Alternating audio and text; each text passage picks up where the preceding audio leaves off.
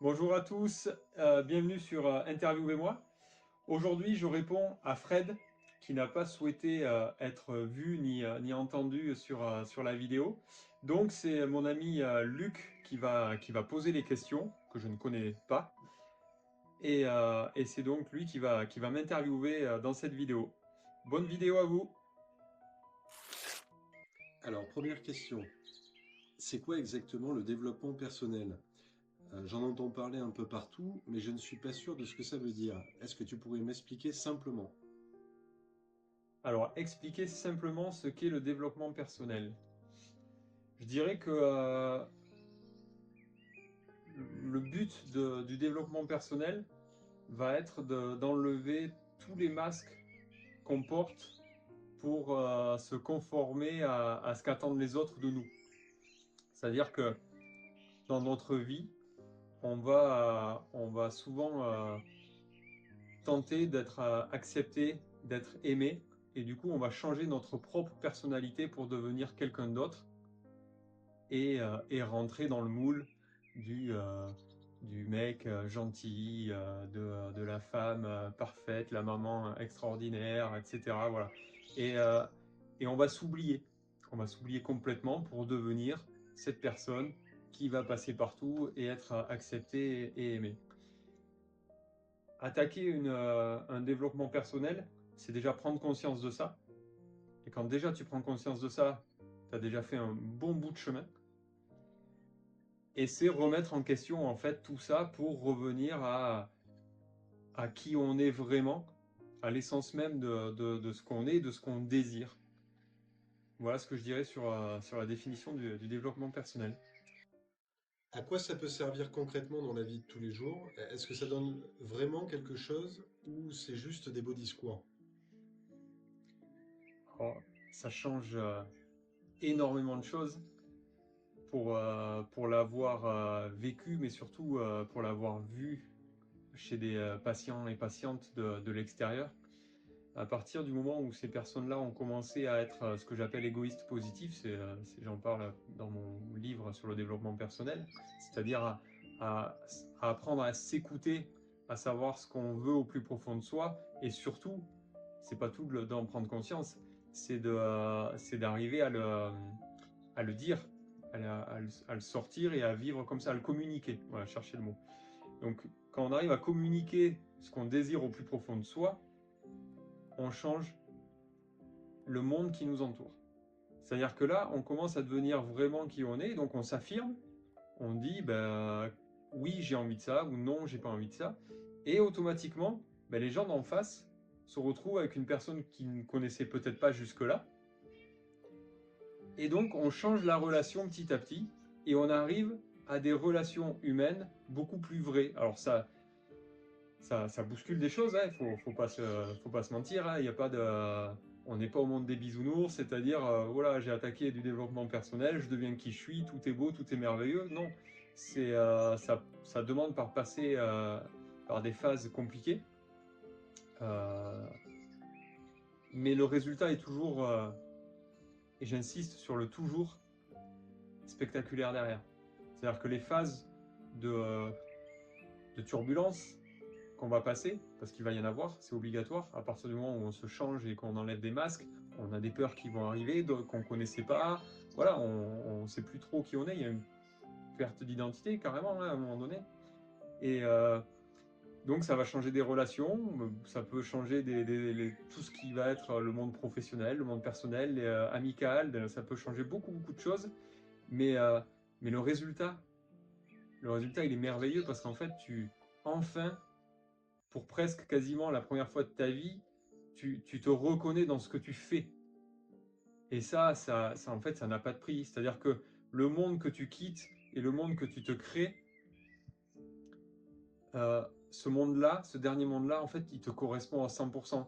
Et tu vas rentrer dans ce monde qui va t'apporter des choses et qui va t'amener encore à devenir toi-même un peu plus. Et t'évolues comme ça de plus en plus, de plus en plus, et ton monde il change, mais en fait ça n'a plus d'importance. C'est-à-dire que tu t'arrêtes de t'enfermer avec des amitiés par exemple qui ont 20 ans, où tu te dis, Bah, lui, on est amis depuis qu'on est en CP, donc c'est une amitié qui va aller jusqu'au bout. Alors que peut-être cette amitié-là, en fait, elle a plus de sens aujourd'hui. Mais on s'enferme dans ce genre de truc parce que on culpabiliserait de rompre ça, tu vois. Et en fait, tu arrives à changer complètement d'univers et tu t'habitues à l'inconnu. Ça, c'est l'inconnu, ça fait flipper tout le monde, en fait. Ça fait flipper beaucoup de gens. Et quand tu commences à t'habituer à ça, en fait, on devient accro, quoi. Ça devient de la drogue. Donc le développement personnel, ouais, ça change. Ça change qui tu es et en fait, ça te fait revenir à qui tu es vraiment. Et c'est juste miraculeux. Si je veux m'y mettre, je commence par quoi? Il y a tellement de trucs qu'on voit partout que je sais même pas par où commencer. Déjà, déjà, ce que je voudrais dire, c'est que tu te poses déjà beaucoup de questions. Ça veut dire que tu as déjà attaqué le travail, en fait, sans même t'en rendre compte. Parce que quand tu en arrives déjà à te poser, tu sais, un alcoolique qui n'a pas conscience qu'il boit de l'alcool, il se soignera jamais. À partir du moment où il dit je suis alcoolique, il a fait quasiment la moitié du travail, quoi. Alors, tu prends conscience de ce que tu es. Donc, par où commencer? Mais tu as déjà commencé, en fait. Et le fait d'envoyer les questions aujourd'hui, c'est déjà une belle étape. Après, je t'invite à te laisser complètement guider. Alors ça va peut-être pas te parler, mais dis-toi qu'il n'y a pas de mauvais chemin. Si tu as envie de lire un livre qui t'appelle, lis-le. Si tu le finis pas, parce que au bout d'un moment ça te saoule, c'est pas grave. Ne t'impose absolument rien en fait. Laisse-toi complètement guider et fais ce que tu as envie de faire. Tu veux regarder des vidéos qui te parlent, regarde des vidéos, nourris-toi de vidéos. Tu veux lire des livres, lis des livres. Tu veux parler à des gens. En fait, il faut que, si, je dirais que la base, il faut que tu échanges. Il faut que tu rentres dans l'échange avec des gens.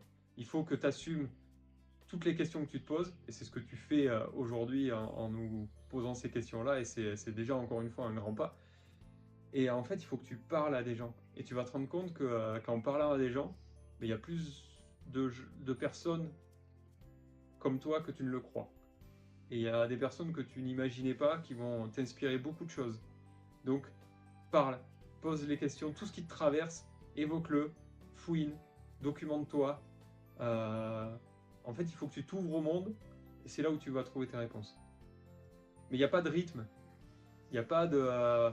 Surtout, il faut que tu te soulages de toute pression. Ça commence par là, en fait, le développement personnel. C'est se soulager de toute pression. Il n'y a pas de je fais bien ou je fais mal. Parce que même si tu crois faire mal, ce que tu vas apprendre de ça va t'amener derrière à faire mieux. Donc tout n'est qu'expérience. J'ai souvent l'impression de subir ma vie. Plus je me donne pour les autres, plus je me sens vidé.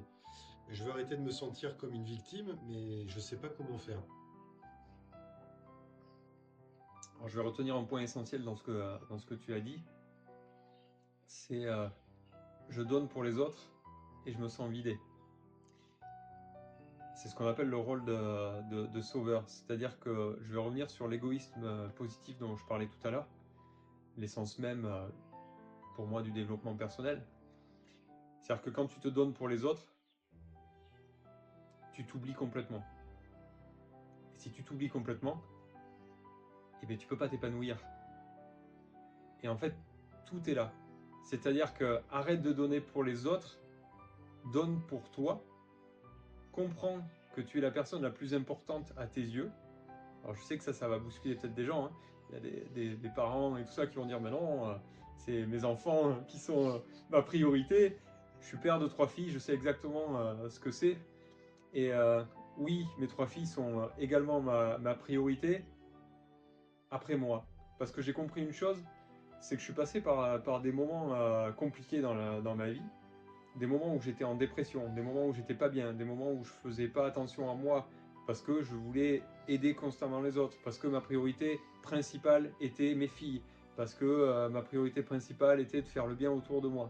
Et en fait, en faisant ça, moi, je m'oubliais complètement et voilà, je passais par des phases de dépression. Et qu'est-ce qui se passait? Ben, dès que mes filles, le bruit était un peu trop élevé, ben, je pétais des câbles. C'est-à-dire qu'en fait, j'étais j'étais pas bien. Et ce que je renvoyais, c'était tout sauf de l'amour. C'est-à-dire que je renvoyais tout mon mal-être, tout ce que je m'oubliais, je le renvoyais aux autres.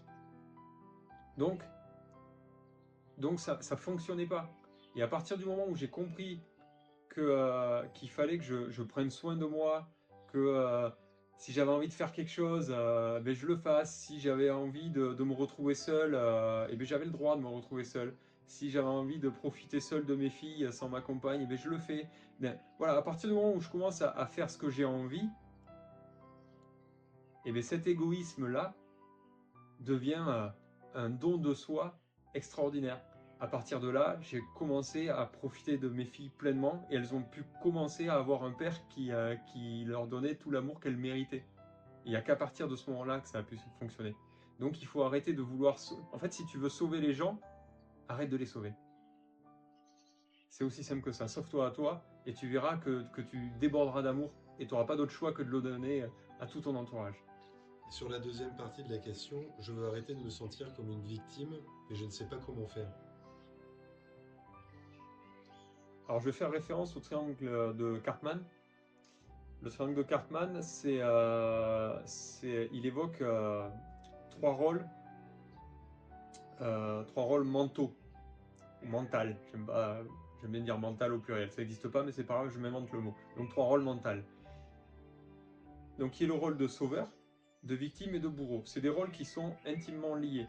C'est des rôles qu'on va prendre dès qu'on va être dans le mental, en fait, dès qu'on va être dans la peur, la colère, l'agacement, voilà, tous ces rôles-là un peu dans l'ego, la fierté, voilà, tous ces rôles-là un peu sales, c'est pas le mot, mais qui sont l'opposé des rôles du cœur, quoi.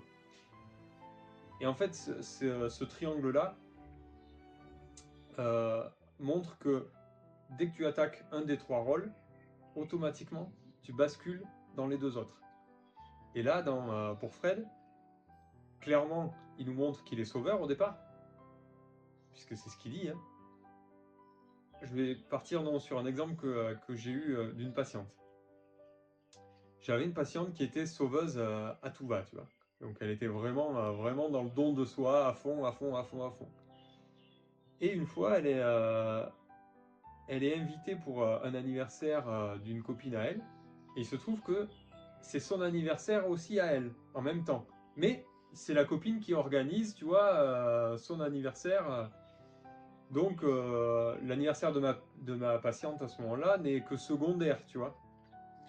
Et elle, donc, elle se décarcasse, elle appelle toutes les copines du groupe en disant on va lui faire un cadeau merveilleux, machin, tu vois. Donc là, elle est vraiment dans le don de soi à l'extrême, tu vois. Euh, elles se cotisent, elles font un cadeau qu'elles jugent, elles, extraordinaire. La soirée arrive, elle offre ce cadeau, donc évidemment en tant que sauveuse, tu te mets en avant, hein, parce que sinon c'est pas drôle. Donc c'est moi qui ai organisé ça, c'est moi qui ai machin. Et, euh, et donc elle offre ce cadeau, sa copine, waouh, super, émerveillée, le cadeau est génial. Et elle dit, ben moi j'ai ton cadeau aussi. Et là elle lui offre un pauvre bouquet de fleurs, tu vois. Et là, la patiente, en fait, ma patiente, à ce moment-là, elle me dit, mais j'ai dégoupillé.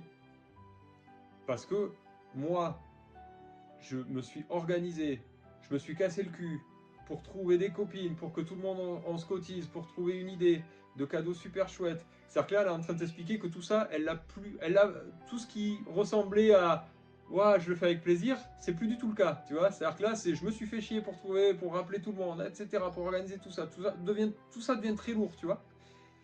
Pour lui trouver un truc extraordinaire, et elle, qu'est-ce qu'elle fait? Elle m'offre un pauvre bouquet de fleurs. Et en fait, elle s'est fâchée avec elle. C'est-à-dire que donc de ce rôle de sauveur, qui du coup n'était pas si bienveillant que ça, et c'est là tout le rôle de sauveur, c'est qu'en fait on croit que c'est donné avec amour, mais pas du tout. C'est juste un retour à soi un peu égotique. Et en fait, ben, elle est devenue victime parce qu'elle n'a pas eu la récompense qu'elle voulait, qu'elle attendait, parce qu'elle attendait, elle avait beaucoup d'attentes. Et donc après être passée victime, eh ben, elle est passée bourreau, puisqu'elle s'est fâchée avec elle. Et donc là, elle la voyait plus. Et donc, pour répondre à la question, quand tu veux arrêter d'être bourreau, victime ou sauveur, l'idée c'est de trouver quelle est la source de l'histoire. Et dans son cas-là, pour elle, ben, c'était qu'elle avait voulu sauver. Donc on a travaillé sur ce rôle-là. Et quand tu casses la source d'une problématique, ben, tout ce qui en découle n'existe plus. Donc lui, Fred, si tu veux arrêter d'être victime, trouve comment tu peux arrêter d'être sauveur. Prends soin de toi. Travaille pour toi. C'est quoi pour toi prendre ses responsabilités? On m'a souvent dit ça, il faut que tu prennes tes responsabilités. Mais je suis pas sûr de comprendre ce que ça veut dire au fond. Alors, prendre ses responsabilités, euh, j'ai compris ce que ça voulait dire le jour où j'ai dissocié responsable de coupable. C'est important et je vais expliquer pourquoi et je pense que j'espère que ça va t'aider, Fred. Euh, Quand je me suis séparé de ma première compagne, j'étais quelqu'un, bon, du coup, pas du tout dans le développement personnel, je faisais tout pour les autres, etc. Pas du tout éveillé spirituellement ou quoi que ce soit. À ce moment-là, euh, j'ai eu des réactions qui ont amené à ce que mon ex-compagne me fasse la misère. On va le faire simple, donc du harcèlement, etc. Ça a été très compliqué, une période qui a duré quasiment 3 ans, qui a été très compliquée. Ce que j'ai compris au fur et à mesure de mon avancée dans le développement personnel, parce que forcément ça a déclenché des choses chez moi, c'est-à-dire qu'à un moment donné, quand tu vis des choses un peu dures, bah, tu te remets en question au bout d'un moment parce que tu n'as plus d'autre choix, tu ne trouves pas d'autre solution que à l'extérieur, donc tu vas aller chercher à l'intérieur. Et ce que j'ai compris, ce que je peux dire aujourd'hui, c'est-à-dire que je suis 100% responsable de tout ce qui s'est passé, de tout ce que j'ai vécu, de tout ce qu'elle m'a fait, j'en suis 100% responsable. Parce que la façon dont je réagissais dès qu'elle m'envoyait un message, clac, je renvoyais de suite, par exemple, une réponse, tu vois. Donc ça, j'en suis responsable. Je suis responsable de ce que j'en fais, en fait. Toutes ces réactions, tout ce qu'elle en a fait, elle en est, elle, responsable. Mais moi, tout ce que j'ai fait de ce que j'ai reçu, j'en suis 100% responsable. Par contre, tout ce qui peut être violence physique, etc., tous les actes qu'elle a eus sur moi, elle en est coupable. Dès qu'on est dans le rôle de bourreau, tu vois, là c'est de la culpabilité, c'est-à-dire que tu es coupable de quelque chose. Tous les actes que j'ai pu faire, euh, ou peut-être je l'ai insulté ou quoi que ce soit, devant ou pas, hein, c'est-à-dire que même quand tu insultes quelqu'un qui n'est pas là, tu es en bourreau, tu es en mode bourreau. Ça, j'en suis coupable, tu vois. Je suis coupable de ça. Donc c'est faire cette distinction entre l'acte et la responsabilité, tu vois. Mais donc revenir à la responsabilité, c'est comprendre que quelque chose qui t'arrive de l'extérieur, à partir du moment où ça arrive jusqu'à toi, tout ce que tu en fais t'appartient. Tu peux dire ouais mais c'est la faute de l'autre, ok, c'est arrivé jusqu'à toi, là ça appartenait à l'autre, mais au moment où ça rentre en toi, l'émotion que ça génère chez toi, si ça a de la colère, si tout ça t'appartient. Donc tu es responsable. Il n'y a pas une seule chose dans la vie où on n'a pas le choix. Ça ne veut pas dire que tous les choix sont faciles, mais dans 100% des choses qui t'arrivent dans la vie, tu as plusieurs choix. Le chemin que tu vas prendre, il t'appartient. À toi. Et tu es seul responsable de ça. Donc après, est-ce que tu oses prendre le chemin difficile, celui de l'inconnu, ou est-ce que tu prends la facilité ou pas? Ça après, chacun est libre de ça, mais en tout cas, il ne peut pas dire que c'est la faute de qui que ce soit. C'est toujours la sienne. Voilà ce que je pense de la responsabilité. Question suivante. Je pense souvent au pire tout le temps. Mes pensées me tournent dans la tête non-stop et parfois j'aimerais juste avoir la paix intérieure. Est-ce que tu aurais un conseil pour m'apaiser?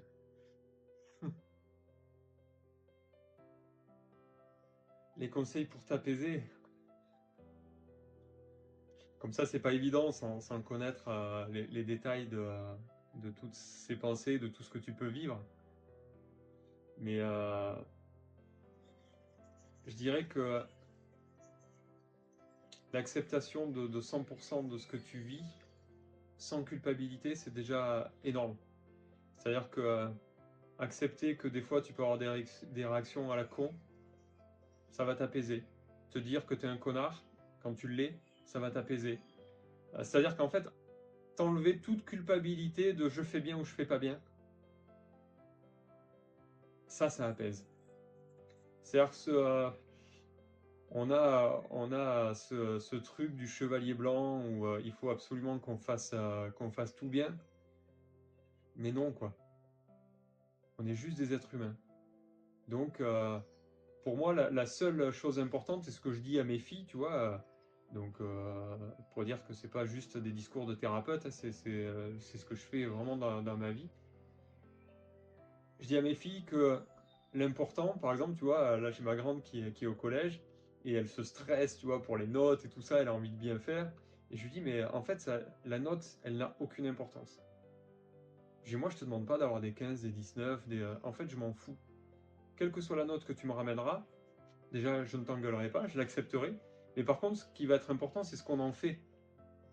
C'est-à-dire qu'un interro où tu reviens avec un 2 sur 20, mais le but dans la vie, c'est pas de se dire ouais, j'ai eu 2 sur 20, fais chier quoi. Non. Ok, pourquoi tu as eu 2 sur 20? Et là, on va travailler là-dessus. C'est-à-dire que s'enlever cette pression du je veux faire bien, ça soulage. Et se dire ok, là j'ai fait de la merde, mais je l'assume déjà. Déjà, j'en prends conscience, tu vois, pleinement. Ouais, là j'ai été un con. Ouais, là j'aurais peut-être pas dû faire comme ça. Et bien alors, si tu as les boules, analyse ce que tu as fait, comprends pourquoi tu l'as fait. Parce que si tu l'as fait à ce moment-là, c'est que tu pouvais pas faire autrement, sinon tu l'aurais fait, tu vois. Donc c'est comprendre pourquoi tu as agi comme ça et fais en sorte de le transformer. Pour que si cette situation se représente à toi, différemment, ben, tu sois en capacité à ce moment-là d'agir comme tu aurais voulu le faire avec le recul. De prendre ce recul-là à l'instant où ça t'arrive. Donc, c'est ça, je pense, les tuyaux que je peux donner pour te soulager.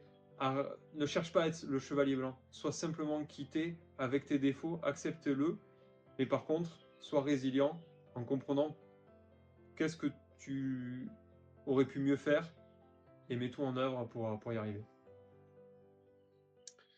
J'ai des valeurs très fortes à cause de mon éducation. J'en suis fier, mais parfois ça m'empêche de m'ouvrir à d'autres façons de penser. Comment je peux rester fidèle à moi-même tout en étant plus ouvert? Elle me plaît bien cette question. Elle me plaît bien parce qu'elle est pleine de contradictions et ça j'adore. En fait, tu veux t'ouvrir à toi-même en respectant des valeurs qui ne sont pas les tiennes. Puisque tes valeurs, elles t'arrivent de ton éducation. Donc déjà, j'ai envie de te dire, c'est déjà pas possible en fait. Ces valeurs-là, c'est clairement tout ce que je dis depuis le début, c'est-à-dire que c'est des masques. C'est-à-dire que tes parents, il nous dit que ça vient de son éducation, donc j'imagine que c'est ses parents, ou en tout cas les personnes qui l'ont éduqué, euh, qui lui ont transmis avec bienveillance, parce que c'est toujours fait avec bienveillance, et quand on transmet quelque chose à ses enfants, quand on lui dit sois poli, etc., on le fait avec forcément bienveillance pour qu'il puisse être accepté dans la société et que ça se passe le mieux possible pour lui. Voilà. Sauf que ben, ces valeurs-là, elles appartiennent à la personne qui les transmet. Et au même titre, elles peuvent être basées sur des peurs. C'est-à-dire que si, et moi je le vivais, ma mère qui avait le vertige, dès qu'on s'approchait de quoi que ce soit où il y avait un mètre de vide, c'était oh là là, n'y va pas parce que tu risques ta vie. Donc c'était une valeur de sécurité qu'elle voulait me transmettre. Mais cette peur-là, c'était pas la mienne, c'était la sienne. Et en fait, à force de le balancer, et qu'est-ce qui se passe? Ben, ça devient la mienne. Mais ça devient la mienne pas au plus profond de moi, ça devient la mienne juste consciemment, tu vois. Et ça additionné avec les valeurs de chacun. Donc, tu as les valeurs du père, les valeurs de la mère, pour peu qu'il y ait les grands-parents, t'en rajoutes. Et après, tu as les valeurs de tout le monde, de l'oncle, de la tante, de la culture française, parce qu'on n'a pas la même culture que dans les autres pays, la culture de ton département. Et en fait, tout ça, c'est un amas de valeurs et de principes qu'on te fourre à l'intérieur, on presse bien, et on te dit, voilà, avec tout ça, tu vas être aimé par tout le monde. Et qu'est-ce qui se passe? Ben, du coup, tu rentres un jour dans la vraie vie, tu vois, parce qu'à un moment donné, ben, tu voles de tes propres ailes, il n'y a plus papa, il n'y a plus maman derrière toi. Tu arrives dans ton premier boulot, en croyant avec tout ça que tu vas être aimé de tout le monde, et en fait, tu te rends compte que c'est pas le cas. Parce que tu déçois, parce que tu fais des conneries, parce que putain, merde, là, le patron, il m'a parlé un peu sèchement. Ah mince, ça veut dire qu'il m'aime pas. Donc s'il m'aime pas, voilà, j'ai fait une connerie. Et tu rentres dans un truc où, en fait, tout ce qu'ils ont voulu te donner avec bienveillance te détruit au moment où tu veux l'expérimenter toi-même, parce que tu te rends compte que c'est pas la vraie vie. Et c'est là où tu te rends compte que tu sais pas quitter, que tout ça, c'est des masques. Et donc, ben, crée tes propres valeurs, crée tes propres principes, mais surtout garde-les pour toi. Tu vois? Les refile pas à tes gamins, les refile pas aux autres. Elles t'appartiennent à toi. Et surtout, elles t'appartiennent, pardon, et surtout, elles t'appartiennent à toi à l'instant présent où tu l'as créé. Parce que demain, dans une autre situation avec quelqu'un d'autre, peut-être que cette valeur-là, elle n'existera plus parce que la situation fait qu'elle n'existe plus. Donc, une valeur, il faut surtout pas se l'ancrer et la définir comme quelque chose de non modifiable, quoi. C'est-à-dire que j'ai des valeurs et des principes là dans la seconde où je te parle, et peut-être que dans 10 minutes, ça aura changé parce qu'il y a quelqu'un d'autre qui va arriver, et que voilà. C'est-à-dire qu'en fait, tout revient à s'écouter à un moment présent et le communiquer. C'est aussi simple que ça, ces valeurs. Sois qui tu es toi et te pose pas de questions. Et on revient sur la responsabilité du coup. Si tu es toi avec ta propre valeur, ce qu'en font les autres, s'ils jugent que t'es pas poli, s'ils jugent que t'es pas respectueux, s'ils jugent que tu les as blessés, peut-être qu'il y a des vérités que tu n'aurais pas dû dire, ben c'est leur responsabilité, ils en font ce qu'ils veulent. Toi, tu as dit avec franchise qui tu étais, ça personne ne peut te le reprocher. J'ai eu une enfance compliquée et je veux être un bon parent, mais parfois je me surprends à refaire les mêmes erreurs que mes parents. Comment je peux vraiment casser ce schéma-là? Alors encore une fois, c'est bien parce que tu vois, j'en ai des frissons parce que Fred, il nous parle, il se pose beaucoup de questions sur comment il peut entamer le développement personnel, mais déjà, honnêtement, je tiens à te féliciter parce que ça, il y a déjà des prises de conscience énormes, quoi. C'est déjà beau d'avoir, je trouve, ce recul sur soi-même et de se dire, voilà, j'ai eu une enfance difficile, donc déjà, en avoir conscience, c'est déjà bien. Et en plus, arriver à comprendre que tu es en train de faire ce schéma-là et de le retranscrire à tes propres enfants, ça veut dire que tu es déjà dans la position de je sors de qui je suis et je me mets en mode spectateur, je prends du recul sur ma situation pour arriver à voir ce que je fais.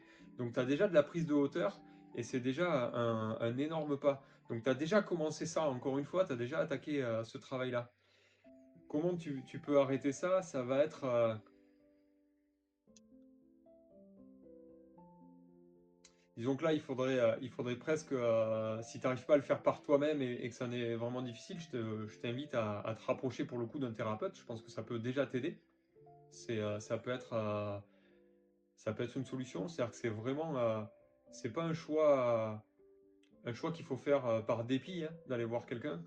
C'est un choix, je trouve que c'est un choix de courage de se dire, bah, je me sens pas bien et j'ai envie de me faire aider.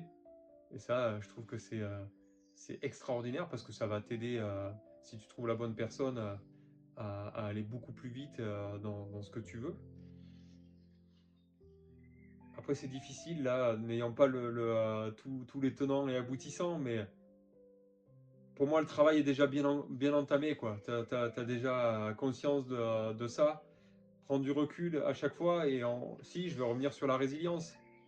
À chaque fois que ça arrive, à chaque fois que tu vas trop loin, que tu estimes que tu es allé trop loin, ne t'auto-flagelle pas, quoi. C'est-à-dire, prends conscience de ce qui vient de se passer et tire-en les leçons. Demande-toi, c'est-à-dire que prends vraiment le temps avec toi-même d'analyser tout ce qui vient de se passer. Le balaye pas en disant putain, j'ai encore fait de la merde, j'aurais pas dû. Bon, ça tu te l'es dit, ok, ça t'a pas fait avancer, tu vois, puisque tu le refais encore. Donc, une fois que tu t'es dit ça, pose-toi avec toi-même, isole-toi, coupe-toi du monde qui t'entoure et débrief. Débrief ce que tu viens de vivre, tu vois. Demande-toi où ça a commencé. Est-ce que c'est quand le petit a commencé à faire ça ou est-ce que déjà tu étais énervé avant que ça arrive? L'idée, c'est de trouver la source. Les conséquences, on s'en fout en fait. Parce que quand tu as trouvé la source, les 1000 conséquences qu'il y a derrière, elles disparaissent en même temps. Donc, refais-toi le fil et essaie de trouver la source de la dispute, de ta colère, etc. Et surtout, demande pardon. Demande pardon. Assumer ce qu'on a fait, prendre conscience qu'on est allé trop loin. C'est-à-dire que aller voir tes enfants quelque temps, ça peut être 10 minutes après, ça peut être le lendemain, ça peut être quand tu le sens toi, d'aller les voir avec cette franchise-là, transmets-leur ce qui se passe en toi. Assume ça en fait. Assume ça et ça va t'aider. C'est-à-dire que tes enfants, il faut que tu leur parles pas comme à des enfants, il faut que tu leur parles comme tu parles à ton psy ou à un adulte en disant écoutez, papa il est pas en pleine forme aujourd'hui parce que le boulot m'agace, parce que la raison que tu as envie, la raison que tu penses. Alors après, évidemment, tu adaptes aux enfants, hein, on est d'accord que tu vas pas leur parler de tout dans les détails, mais l'idée c'est leur dire voilà, j'ai un mal-être, je fais de mon mieux pour aller bien, ça explique mes colères. Par contre, je vous aime, ça c'est une évidence, et je vous aimerai toujours. Je suis désolé de ce qui vient de se passer, et en fait, tes enfants, ils ont juste besoin d'entendre ça.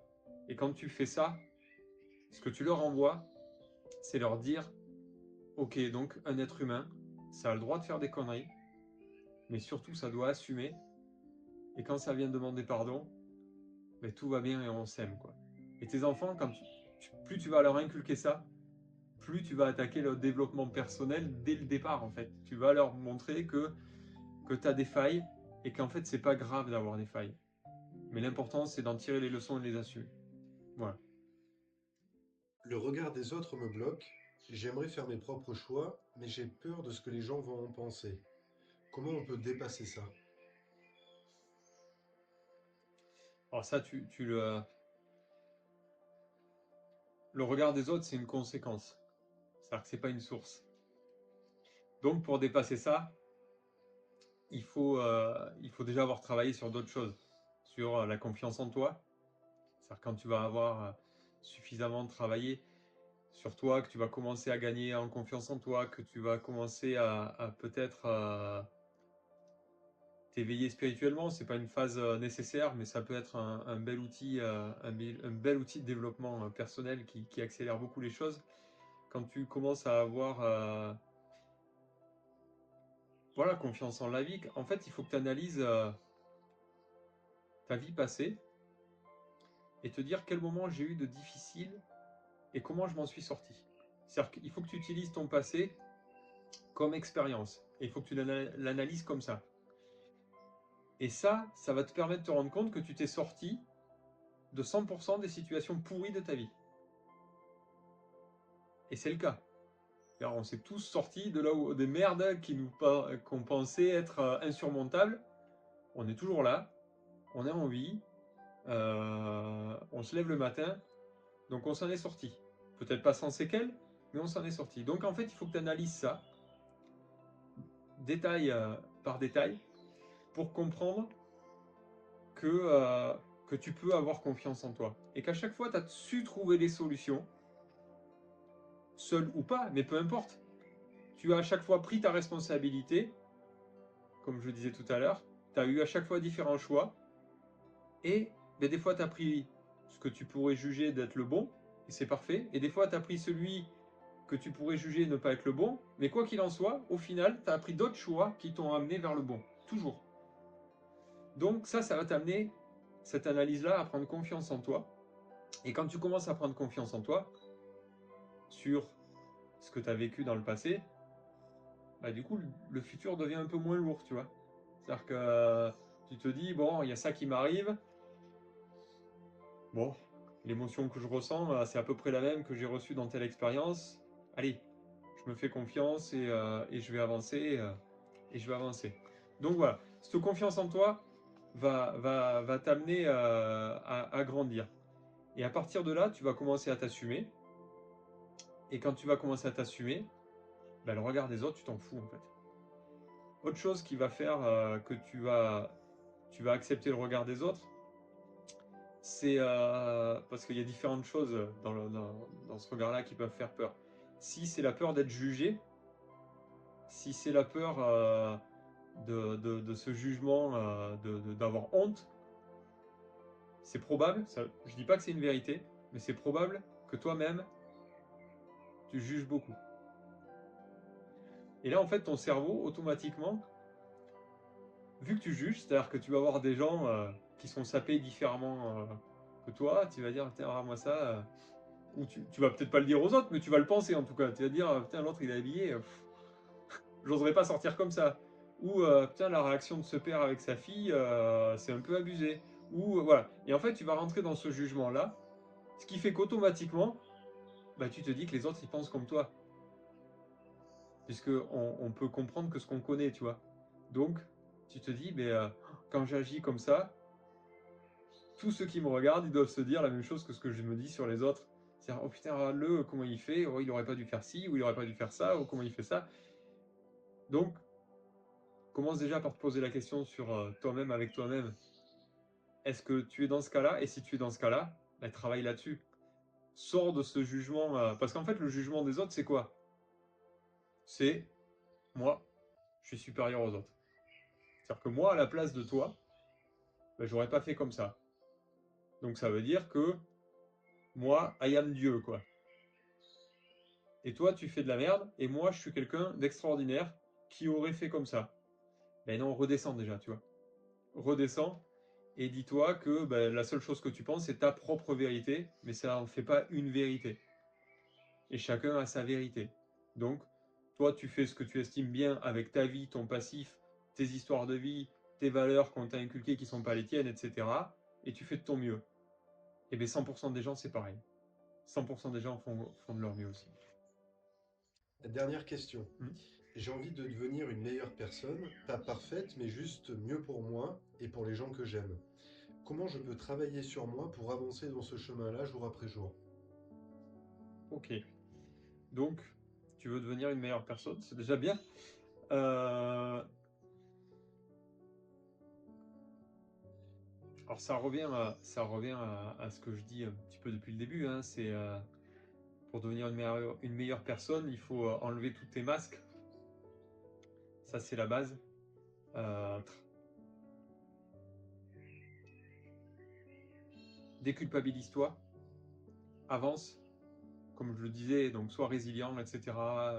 Incarne-toi au maximum, ancre-toi au moment présent sans te poser trop de questions sur l'avenir.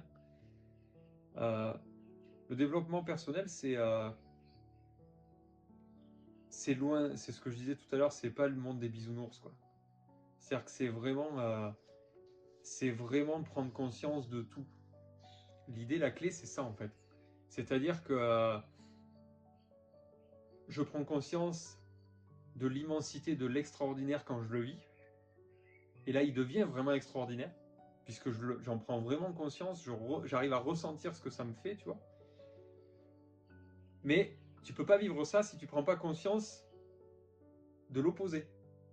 C'est-à-dire que quand tu vas commencer à travailler sur toi, à être dans ce développement personnel, tu vas faire du yo-yo euh, quasiment constamment. Ça ne veut pas dire qu'avant tu le faisais pas, ça veut juste dire qu'avant tu mettais des œillères, des masques, tout ce que tu voulais, des lunettes, etc. pour pas le voir. Et donc ta vie, elle était comme ça. Chut, chut, chut. Tu vois, c'était une petite courbe il y avait des petites vaguelettes, tu vois. Mais bon, les vaguelettes, ça fait quoi? Ça fait que bah, l'extraordinaire, il n'est pas tant que ça. Mais bon, en contrepartie, la catastrophe, elle n'est pas tant que ça non plus, tu vois. T'es dans la demi-mesure constamment. Et ta vie, elle est là, tu vois, dans ta zone de confort en demi-mesure. quand tu commences à avoir cette démarche de développement personnel, t'acceptes tout. Et donc ça fait des journées complètement merdiques où tu vas être au fond de tes baskets parce que tu prends une grosse claque et tu mesures l'intensité de cette claque-là. Mais par contre, tu t'en fais quelque chose. Tu fais quelque chose de ce que tu viens de vivre. Tu vois? C'est comme je te disais tout à l'heure, c'est pas oh putain, j'ai engueulé mes gosses, j'aurais pas dû faire ça, basta, on verra demain comment ça va se passer. Non, non, réfléchis, réfléchis à ce que tu viens de vivre. Tu viens de vivre ça, ok, c'est dur, ok, qu'est-ce que tu as comme choix? Rien d'autre que de l'accepter. T'as aucun autre choix. Alors là, pour le coup, tu vois, je démontre ce que je disais tout à l'heure, où je disais qu'on avait toujours le choix. Alors si, tu as le choix. Tu as le choix de l'accepter ou pas. Voilà, donc je reste sur ce que je disais tout à l'heure. Oui, tu as le choix.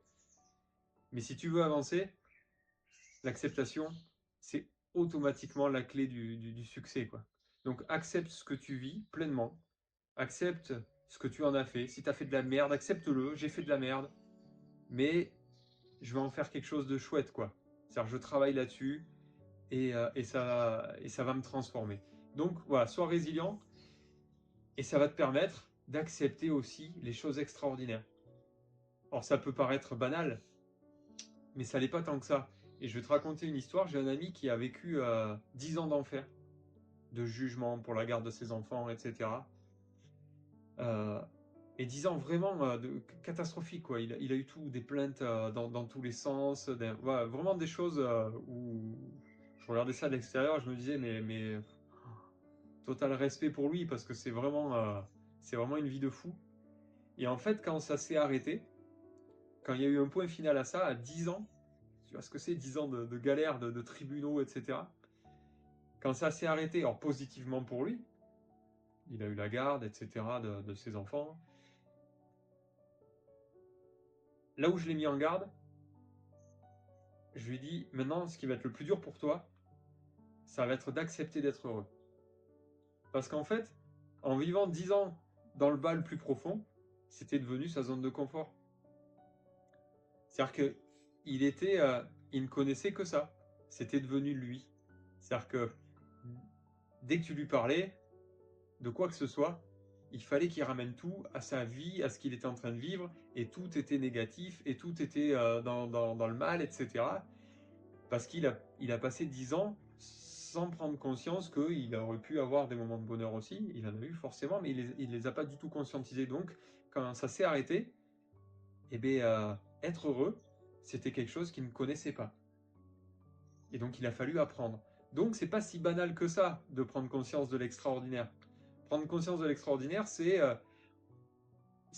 par exemple, ben, j'ai un boulot, moi, aujourd'hui, qui me plaît, et là, ce que je fais, d'échanger avec toi, de répondre à ces questions-là, je le fais parce que ça me plaît. Et dire, ben, je vis de ça, alors qu'il y a des gens qui galèrent à faire des boulots qui détestent, tu vois, je pourrais dire, ah ouais, non, je peux pas me vanter, tu vois, de dire que moi, je suis heureux dans mon taf, et non, pas du tout. Je l'assume clairement, tu vois, et, euh, et en fait, j'en prends conscience. Et ça veut pas dire que quand je dis ça, je les nargue, les autres. Je leur dis juste, regardez, c'est possible. Parce que ça devient du partage. C'est pas égotique. C'est pas supérieur. C'est pas, voilà, je me la raconte. Non, non. Je suis content de vivre de ça. Et je vous encourage tous à le faire.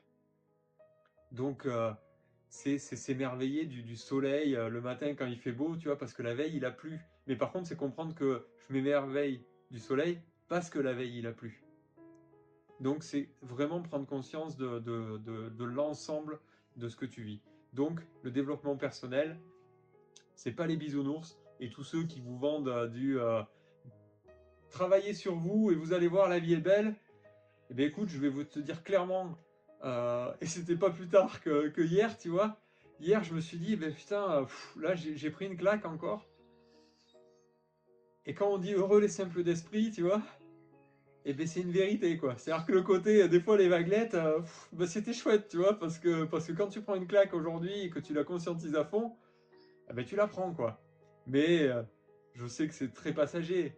je sais que derrière, voilà, je te parle de ça avec le sourire, c'était hier matin, hier après-midi, c'était déjà à peu près évacué et aujourd'hui j'en parle avec le sourire. Donc c'est ça, voilà, arriver à travailler sur soi. C'est se dire, prendre une claque qui te démolit à l'instant où tu la prends, où là, tu t'en voudrais à la terre entière et tu rentres dans un mental fou.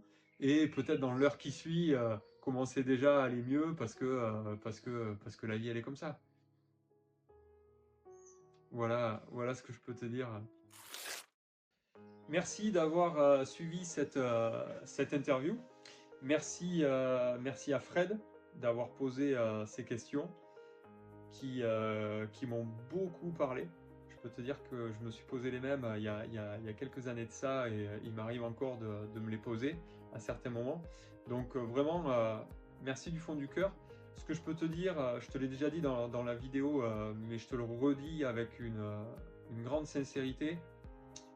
Si tu t'es posé toutes ces questions-là, c'est que tu as déjà bien entamé un travail sur toi et un développement personnel, et c'est bien d'en prendre conscience. Voilà, tu peux déjà te féliciter toi-même de cette avancée, parce que c'est le premier pas pour un beau chemin qui t'attend.